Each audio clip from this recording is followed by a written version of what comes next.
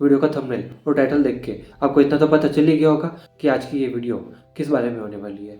तो फालतू का इंट्रो छोड़ के हम सीधा पॉइंट पर आते हैं। तो सबसे पहले हम ये जानते हैं कि प्रोक्रास्टिनेशन होता क्या है और हम लोग प्रोक्रास्टिनेशन करते क्यों है, क्योंकि इस चीज़ को जाने बिना हम इसका सोल्यूशन तक नहीं पहुंच सकते हैं। तो सबसे पहले ये जानते हैं कि प्रोक्रास्टिनेशन होता क्या है। तो कोई भी ऐसा काम जो कि आपको पता है कि ये चीज़ मेरे लिए बहुत ज़्यादा ज़रूरी है, लेकिन फिर भी आप उस काम को बार बार टालते रहते हो कि ये काम मैं आज नहीं कल करूँगा, कल नहीं परसों करूँगा। फिर अगले दिन आप वही सेम चीज़ रिपीट करते रहते हो कि ये काम आज मूड नहीं हो रहा, आज थोड़ी सी तबीयत ख़राब हो गई, आज या फिर मूवी देखने चला गया। ऐसा कोई भी बहाना दे के आप काम को टालते रहते हो। इसको प्रोक्रास्टिनेशन कहते हैं। और अब जानते हैं कि प्रोक्रास्टिनेशन के रीज़न क्या होते हैं, कि हम क्यों प्रोक्रास्टिनेशन करते रहते हैं। वैसे तो प्रोक्रास्टिनेशन की बहुत ज़्यादा वजह होती है, लेकिन उसमें भी मेजरली 7 रीजंस देखे गए हैं। अब इन 7 रीजंस को मैं एक्सप्लेन करता हूँ और इनके साथ ही आप इनसे कैसे डील कर सकते हो वो बताऊंगा। Number 1, fear of failure. मतलब कि इसमें आपको काम शुरू करने से पहले ही आपको ये डर लगता है कि अगर इसमें मैं फेल हो गया तो क्या होगा, या फिर इस चीज़ में मेरा आगे कुछ नहीं हुआ तो फिर मेरा क्या होगा। ये चीज़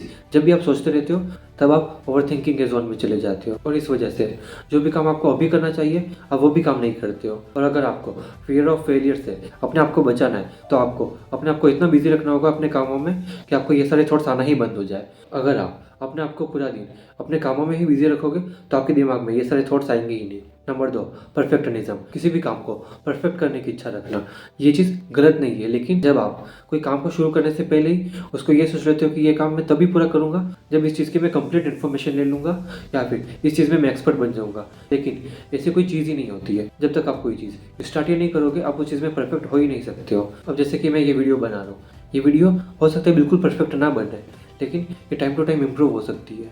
अब जैसे कि मैं सोचता कि ये वीडियो मैं तभी बनाऊंगा जब मेरे पास कंप्लीट सेटअप होता, मेरे पास माइक होता, मेरे पास लाइट होती, मेरे पास बैकग्राउंड अच्छा होता, तभी मैं वीडियोस बनाऊंगा। तो फिर मैं हो सकता है कि शायद वीडियोस कभी बना ही नहीं पाता। लेकिन मैंने इन सारी चीज़ों को इग्नोर किया और अपने पहले काम पे ध्यान दिया और वीडियोस बना रहा हूँ। भले बैकग्राउंड अच्छा नहीं है, माइक अच्छा नहीं है, लाइटें अच्छी नहीं है, हो सकता है एडिटिंग भी अच्छी ना हो, लेकिन फिर भी मैं ये चीज़ें कर रहा हूँ क्योंकि ये चीज़ मैं करते करते ही सीखूंगा। और जब तक मैं शुरू ही नहीं करूँगा तो मैं इस काम में परफेक्ट हो ही नहीं सकता हूँ। अगर आपको इस चीज़ को इग्नोर करना है तो आपको बस स्टार्ट करने की देर है।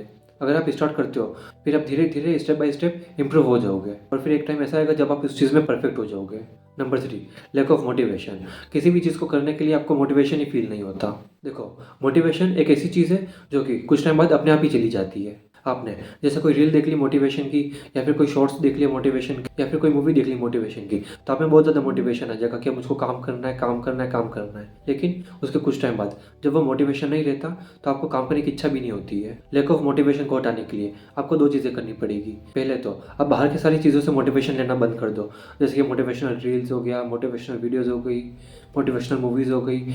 इन सारी चीज़ों को देखना बंद कर दो, क्योंकि इन सारी चीज़ों से आपको स्टार्टिंग में तो मोटिवेशन मिलती है, लेकिन कुछ टाइम बाद ये सारी चीज़ें गायब हो जाती है। और दूसरा, आप अपने एक्शन से मोटिवेशन लो। आप डेली कुछ ना कुछ प्रोग्रेस करते जाओ। जैसे कि आपको कोई बुक पढ़नी है तो आप बजाय उसके कि एक ही दिन में 100 पेज पढ़ने से आप दिन के 1 पेज से शुरुआत करो, फिर अगले दिन 2 पेज करो। ऐसे धीरे धीरे आप बढ़ोगे तो ऐसे आपको धीरे धीरे करते करते मोटिवेशन अपने अंदर से मिलेगा कि हाँ, मैंने कल 1 पेज पढ़ा था तो आज मैं 2 पेज भी पढ़ सकता हूँ, अगले दिन 3 भी पढ़ सकता हूँ, 4 भी पढ़ सकता हूँ। और जब भी आपको एक्शन से रिजल्ट मिलेगा तो आपको अंदर से ही मोटिवेटेड फील होगा कि हाँ, मैं कुछ भी कर सकता हूँ। Number 4, overwhelm. ज़्यादा काम का प्रेशर लेना। आप किसी भी चीज़ को करने का पूरा प्रेशर एक ही दिन में ले लेते हो। जैसे कि मैंने पहले एग्जांपल दिया था बुक का, तो वैसे ही आप एक दिन में 100 पेजेस पढ़ने से अच्छा कि पहले दिन में 1 पेज पढ़ो, फिर एक दिन में 2 पेजेस पढ़ो, फिर एक दिन में 3 पेजेस पढ़ो। ऐसे धीरे धीरे करके प्रोग्रेस करते रहो, क्योंकि अगर आप एक साथ ही पूरा काम करने की कोशिश करोगे तो वो काम नहीं होगा। आप एक ही दिन में सोचोगे कि मैं एक ही दिन में पूरी 10 वीडियोस बना लूँगा, ये चीज़ नहीं होगी। आप पहले 1 वीडियो बनाओ, फिर 2 वीडियोस बनाओ, फिर 3 बनाओ, फिर 4 बनाओ। ऐसे धीरे धीरे करके आप प्रोग्रेस करोगे तभी आप इस चीज़ को कम कर पाओगे। नंबर 5, पूरा टाइम मैनेजमेंट। आप किसी भी चीज़ को करने के लिए ढंग से टाइम ही नहीं देते हो। आपका टाइम मैनेजमेंट बिल्कुल बेकार है। इस चीज़ को इग्नोर करने के लिए आप अपने टाइम को ऑप्टिमाइज़ करना सीखो। टाइम मैनेजमेंट कैसे होता है, टाइम को कैसे मैनेज किया जाता है, किस चीज़ को कितना टाइम देना चाहिए, किस चीज़ को कितना टाइम देना चाहिए, ये चीज़ आपको सीखनी पड़ेगी। अगर आपको चाहिए कि इस पर मैं वीडियो बनाऊँ तो आप कमेंट कर सकते हो, मैं इस पर दूसरी वीडियो बना दूंगा। Number 6, instant gratification. हमारा जो ब्रेन है वो तुरंत मिलने वाली हैप्पीनेस से ज़्यादा अट्रैक्ट होता है, बजाय उसके कि जो हमको कुछ टाइम बाद हैप्पीनेस मिलेगी। इसीलिए हम पूरा दिन रील स्क्रॉल करते हैं, पूरा दिन यूट्यूब वीडियोस देखते रहते हैं, पूरा दिन मूवीज़ देखते रहते हैं, या फिर पूरा दिन कुछ भी ऐसे करते रहते हैं जिससे हमको तुरंत खुशी मिल रही हो, और इस वजह से हम वो काम छोड़ देते हैं जिससे हमको बाद में हैप्पीनेस मिलेगी, जो कि आपका फ्यूचर गोल होगा। क्योंकि उस चीज़ से अभी तो आपको कोई हैप्पीनेस नहीं मिल रही है, लेकिन अगर आप आज काम करते हो उस पर, तो आपको आने वाले कुछ टाइम बाद उस चीज़ से हैप्पीनेस मिलने लग जाएगी। इस चीज़ को इग्नोर करने के लिए आपको सिंपली अपने रील्स को, यूट्यूब वीडियोस को, मूवीज़ को, गेम्स को, इन सारी चीज़ों को थोड़ा कम करना पड़ेगा, और जो चीज़ सच में ज़रूरी है उस चीज़ पर काम करना पड़ेगा। नंबर 7, एंजाइटी और स्ट्रेस। जब भी आप कोई काम करते हो तो आपको एंजाइटी होने लग जाती है और स्ट्रेस आने लग जाता है। क्या होगा अगर इसमें मैं फेल हो गया, ये चीज़ मेरे से हो कि नहीं, ये चीज़ मेरे बस की नहीं है, ऐसे उल्टे सीधे ख्याल आते रहते हैं। तो इस चीज़ को ओवरकम करने के लिए आप मेडिटेशन कर सकते हो, एक्सरसाइज कर सकते हो, जर्नलिंग कर सकते हो। अगर आप ये सब चीज़ें करते हो तो फिर इससे आपका एंजाइटी और स्ट्रेस बहुत कम हो जाएगा। अगर आप ये सब चीज़ें करते हो तो फिर इस चीज़ से आपका प्रोक्रेस्टिनेशन बहुत ज़्यादा कम हो जाएगा। अब आपको इन सारे पॉइंट्स में से सबसे अच्छा क्या लगा कमेंट्स में ज़रूर बताना, और अगर